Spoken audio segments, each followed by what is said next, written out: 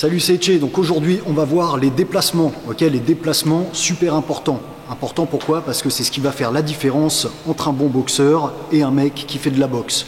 Ok, c'est là que la différence se joue. Pourquoi? Parce que les déplacements, c'est ce qui va conditionner notre fatigue, c'est ce qui va conditionner le nombre de coups qu'on se prend et c'est ce qui va conditionner le nombre de coups qu'on va mettre. Ok, donc les déplacements ultra importants. Suivez bien cette vidéo jusqu'au bout. Vous connaîtrez tous les points clés pour avoir de bons déplacements.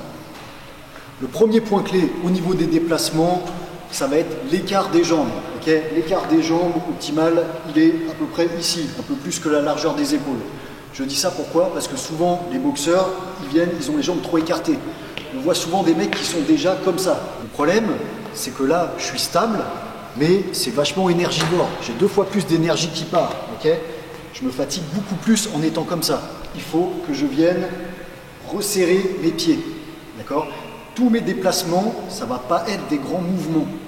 Okay, je ne vais pas venir chercher loin ici. Là, tout ça, c'est trop consommateur en énergie, il faut oublier. C'est là qu'on voit un bon boxeur. Un bon boxeur, il a des petits déplacements courts, ici. Okay, là. Okay, il faut que les déplacements soient rétrécis. Le deuxième point clé avec les jambes, c'est que à la boxe, ce n'est pas des mouvements auxquels je vais être habitué. D'accord? C'est-à-dire qu'en fait, je vais toujours être là. Donc c'est bien pointe de pied. Alors je sais que dans la rue, on n'est pas habitué à ça, on ne marche pas sur la pointe de pied. C'est là qu'est la difficulté. Il va falloir se forcer à être pointe de pied. Okay, toujours pointe de pied ici. Bon, en agissant comme ça, c'est là que vous gagnez en rapidité. D'accord? Je ne dois pas avoir les pieds ancrés au sol, sauf quand je vais envoyer des grosses frappes. Donc ce qui veut dire pointe de pied pour tout ce qui est déplacement. Là. Et au moment où je vais envoyer des grosses frappes, je stabilise au sol, j'envoie mes frappes, où j'ai juste pointe de pied arrière pour pouvoir pivoter les hanches, qui va se lever. Okay, et ensuite, bon, je repars sur une phase de déplacement. Maintenant, la difficulté des pointes de pied, comme je disais, c'est qu'on n'est pas habitué à le faire. Pour ça, il faut s'entraîner. Le meilleur entraînement pointe de pied qu'on peut avoir, c'est la corde à sauter. La corde à sauter, c'est un exercice super difficile. Mais avant ça, vous pouvez vous entraîner en venant juste faire ça. Donc pour vos échauffements, maintenant, intégrez ce mouvement-là. Okay, je vais juste faire ça. Sautiller, là, sans écarter les jambes, pointe de pied. Okay, juste cet échauffement-là, vous faites ça par round, de 2 minutes ou de 3 minutes, juste vous venez sautiller. Okay, ensuite, je commence à rajouter des petites frappes. Voilà, ça à l'échauffement. Dans une autre vidéo, je montrerai la corde à sauter. Okay, la corde à sauter, c'est un exercice qui est top pour les déplacements de jambes. Des jambes, c'est des gros muscles, d'accord? C'est pour ça que c'est vachement consommateur en énergie. S'ils sont tout le temps crispés, il y a un moment où je vais fatiguer. Vous avez certainement déjà vu des combats de boxeurs où les mecs ont les jambes qui flagellent. Et là, on dit que le boxeur, il a perdu ses jambes, il n'a plus ses jambes. Et ça, c'est quasiment sûr que le mec va louper son combat. Si j'ai plus de jambes, je suis foutu. Pour remédier à ça, phase de combat, retrait. Et là, dans la phase de retrait, je me redresse et je sautille. Okay, là, ici, je me redresse, je sautille. Regardez, phase de combat. Après, c'est le style de chacun des boxeurs. Moi, j'ai un style plutôt offensif. Du coup, j'ai la colonne vertébrale un peu penchée en avant quand je combats. Par contre, dès que je ressors, j'ai ma colonne vertébrale qui se redresse. Okay, mes jambes qui se redressent, je me grandis et là je viens sautiller. Okay, ça permet aux muscles de respirer et de reprendre des forces avant de repartir dans une autre phase de combat. Maintenant, au niveau des déplacements, comment on va procéder? Alors c'est très simple, écoutez bien, le point clé c'est toujours le même. C'est ma jambe opposée qui va me pousser dans la direction où je veux aller. C'est-à-dire que moi là je veux partir sur ma droite, c'est ma jambe gauche qui va me pousser vers la droite. Là. Si je veux partir de l'autre côté, ma jambe droite va me pousser vers la gauche.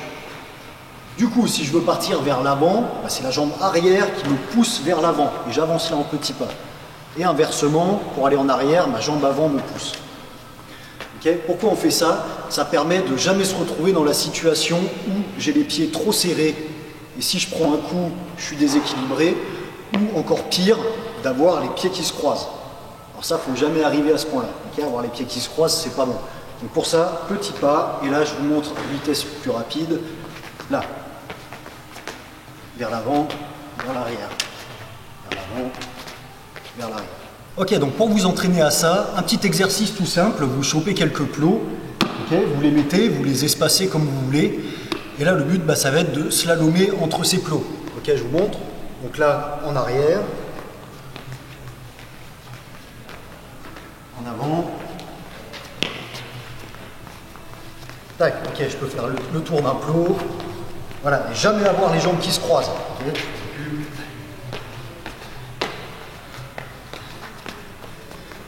Voilà, ça c'est le premier point. Ensuite, quand vous êtes à l'aise, vous rajoutez ça avec votre garde. Okay, et là, je progresse en garde.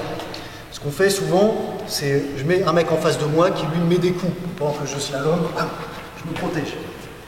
Ensuite, encore plus à l'aise, tant mieux, je viens, je suis en garde, et des fois, hop, je vous donne des coups.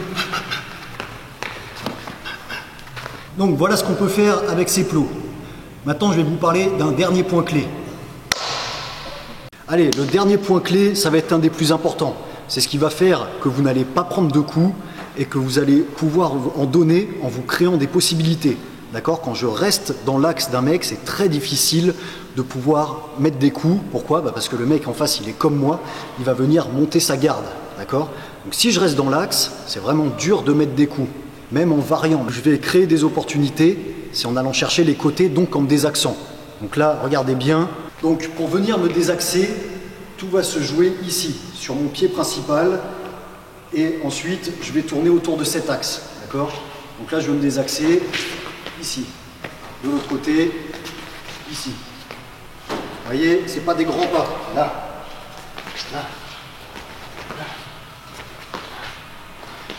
Un bon moyen de s'entraîner pour ceux qui ont des enfants, moi je dis ça parce que j'en ai 3 et ils n'arrêtent pas de faire ça, ils me courent dessus, quand ils me courent dessus, pour l'éviter, je fais juste ça. Et là vous allez voir le gamin qui passe, il vous a pas touché. Un boxeur en face ça fait pareil. Quand le mec est dans l'axe, il vient bombarder de coups, juste le fait de faire ça, ces coups ils font quoi? Ils passent ici. Et moi je suis où? Je suis sur son côté, et c'est moi qui peux bombarder après. Ok, super important, se désaxer. Allez, je vous donne un petit exercice pour bien réussir à le faire. Ok, vous récupérez un cerceau. Ok, l'axe central au milieu du cerceau. Pour se désaxer, mon pied ne va pas quitter l'axe central. Par contre, moi, je vais pivoter autour. Ok, donc je m'entraîne bien la pointe de pied. Et là, hop, je désaxe ici. Ok, je viens tourner. Dernier point, tout ce que je viens de vous montrer, vous pouvez le faire en changeant de garde. D'accord ? Donc en changeant de garde, j'ai juste à venir passer en garde inversée et travailler la même chose ici, en changeant de garde. Okay ? Tous les exercices que je vous ai montrés, vous pouvez changer de garde. Je ne vous encourage pas, si vous débutez, à changer de garde tout de suite. Travaillez les beaux gestes, travaillez la technique avec votre garde. D'accord ? Une fois que tout ça c'est bien rodé, c'est bien drillé, vous pourrez tester les changements de garde. C'est quelque chose qui est pas mal parce que ça peut gêner l'adversaire de temps en temps. Mais attention, parce que forcément, vous êtes moins bon en ayant changé de garde. Ok, l'avantage de la boxe, c'est qu'on peut tout faire sans avoir de moyens, d'accord? Donc pas d'excuses. Il n'y a pas de « je ne peux pas faire cet exercice parce que j'ai pas les moyens ». Si vous n'avez pas de plot, c'est simple, vous récupérez des pierres. Okay, vous faites un slalom avec des pierres. Si j'ai pas de cerceau, c'est simple, prendre la cordelette, je la mets en rond. Okay, j'ai toujours moyen, quand je suis boxeur, de travailler avec rien du tout. Si j'ai pas de gants, je travaille point nu. Si j'ai pas de sac, je trouve un pneu. Si j'ai toujours moyen de le faire. Alors vous n'avez plus qu'à le faire, entraînez-vous, pas d'excuses. Voilà, j'espère que cette vidéo vous a plu. N'hésitez pas à vous abonner en cliquant ici sur ma tête ou ici en regardant la playlist avec tous mes tutos sur mettre des directs, des crochets. C'était Etche, force et honneur, à bientôt.